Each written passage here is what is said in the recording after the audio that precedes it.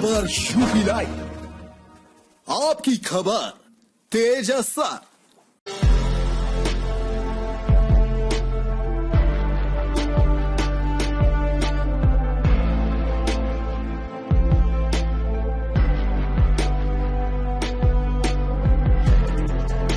उत्तर प्रदेश में अपराध और अपराधियों के खिलाफ चलाए जा रहे अभियान का ऐसा असर हो रहा है कि अपराधी खुद अपराध से भाग रहे हैं। बस्ती जिले में पिछले कुछ दिनों में पकड़े गए अपराधियों पर हुई कार्यवाही पर एक नजर डालें तो यकीनन क्राइम में काफी कमी का एहसास होगा।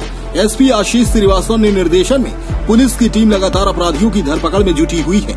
पिछले 2 महीने में कई इनामी क्रिमिनल सलाखों के पीछे भेजे जा चुके हैं। एसपी आशीष का मानना है कि अपराधी कैसे भी हों, उसके अपराध करने का तरीका लगभग एक जैसा ही होता है, मगर हर अपराधी अपराध करने के बाद पुलिस के लिए कोई न कोई सबूत छोड़ ही देता है और इसी सबूत के आधार पर हम उन्हें उनकी असली जगह पहुंचा देते हैं। बस्ती पुलिस के कार्य की इस समय सराहना हो रही है, जिसमें पुलिस अधीक्षक आशीष श्रीवास्तव के नेतृत्व में पिछले 3 माह में अपराधियों के विरुद्ध कड़ी कार्यवाही व एनकाउंटर करते हुए दर्जनों शातिर अपराधियों को जेल भेजा।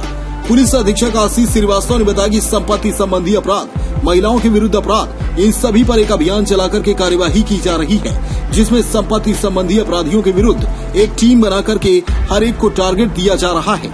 एक निरीक्षक की टीम को एक इनामिया की जिम्मेदारी दी जाती है, जिसमें उनके मोबाइल नंबर, जमानतदारों के बारे में उनके वकील से संपर्क करके उनके ऊपर कार्यवाही करने का प्रयास करते हैं।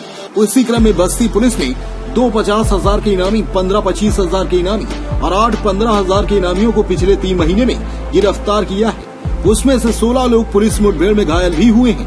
उन्होंने बताया कि महिला संबंधी अपराधों में भी हमारा इस तरीके से प्रयास रहता है कि जो भी इस तरह के अपराधी हैं, उनके ऊपर गैंगस्टर या एनएसए की कार्यवाही जरूर करें। इसको लेकर के हमने 10 एनएसए की भी कार्यवाही कर रखी है। इन कार्यवाहियों की वजह से पिछले 3 सालों में अपराध में लगातार गिरावट देखने को मिली है।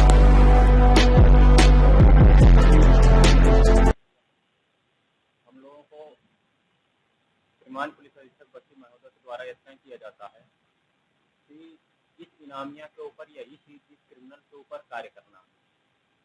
तो फील्ड का जो वर्क होता है वो हमारी एसओजी टीम है या स्क्वाड टीम है, ये फील्ड से आउटपुट ला करके हम लोगों को उपलब्ध कराती है।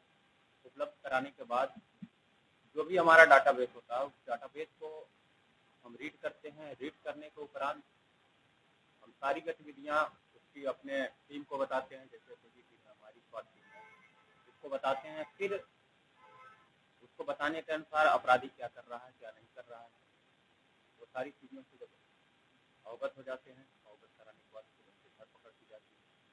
फिर उनको पकड़ने के बाद पुलिस के द्वारा मेरे स्वास्थ्य टीम प्रभारी के रूप में तैनाती के दौरान श्रीमान पुलिस अधीक्षक महोदय द्वारा चलाए गए अपराधियों के विरुद्ध प्रभावी कार्रवाई के क्रम में जनपद में घटित लूट की तमाम घटनाएं घटित हुई, जिसके क्रम में हम लोगों ने जो है परशुरामपुर में लूट की घटना, जहां 2 गोली मारकर एक शराब के ठेका मुंशी को मारकर लूट लिया गया था। फिर हरैया में लूट की घटना हुई थी, जो बैंक से व्यक्ति पैसा लेकर जा रहा था।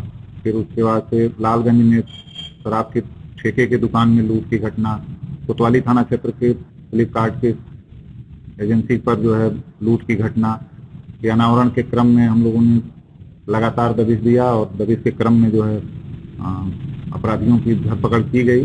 धरपकड़ में अपराधियों के विरुद्ध उच्चाधिकारीगण द्वारा पुरस्कार घोषित किए गए। परशुरामपुर में 50,000 रुपये की, 25,000 रुपये हरैया में, लालगंज में 25,000 रुपये की, कोतवाली थाना क्षेत्र में हुई लूट घटना के क्रम में 25,000 रुपये के इनाम घोषित किए गए थे, जिसके क्रम में हम लोगों ने लगातार दबिश देकर और अभियुक्तों को जो है मुठभेड़ के दौरान गिरफ्तार किया गया। इसी क्रम में ऑपरेशन तमंचा के तहत ऑपरेशन चलाकर हरैया थाना क्षेत्र में 6 अपराधियों को गिरफ्तार किया गया, जिनके अभिरक्षा से जो है प्रतिबंधित बोर की जो है तमंचा और असले 12 बरामद किए गए थे, जिसमें आईजी जोन महोदय द्वारा 25,000 रुपये का इनाम घोषित किया गया था। को लेकर बस्ती पुलिस की जो मुहिम चलाई जा रही है, सर किस तरीके के अपराधी पकड़े जा रहे हैं और पुलिस का किस तरीके से इसमें पूरा रोल देखा जा रहा है? जनपद में जो अलग तरह के अपराध होते हैं, जिसमें संपत्ति संबंधी अपराध, महिलाओं के विरुद्ध अपराध, इन सभी पर एक अभियान चला करके कार्रवाई की जा रही है, जिसमें संपत्ति संबंधी अपराधियों में एक निरीक्षक की टीम बना करके हर एक को टारगेट दिया जा रहा है एक निरीक्षक की टीम को एक इनामिया की जिम्मेदारी दी जाती है और फिर वो उसमें उसके बारे में, उसके जमानतदारों के बारे में, उसके मोबाइल नंबरों के थ्रू और उसके वकील से संपर्क करके उनके ऊपर कार्रवाई करने का प्रयास करते हैं। उसी क्रम में हम लोगों ने अब तक 2 50,000 के इनामिया और 15 25,000 के इनामिया और 8 15,000 के इनामियों को पिछले 3 महीनों में गिरफ्तार किया है और उसमें से कुछ मुठभेड़ में घायल भी हुए हैं। महिला संबंधी अपराधों में भी हमारा ये प्रयास रहता है कि जो भी इस तरह के अपराधी हैं वो उनके ऊपर हम गैंगस्टर या एनएसए की कार्रवाई जरूर करें। इस क्रम में अब तक हम लोगों ने 10 एनएसए की कार्रवाई कर रखी है।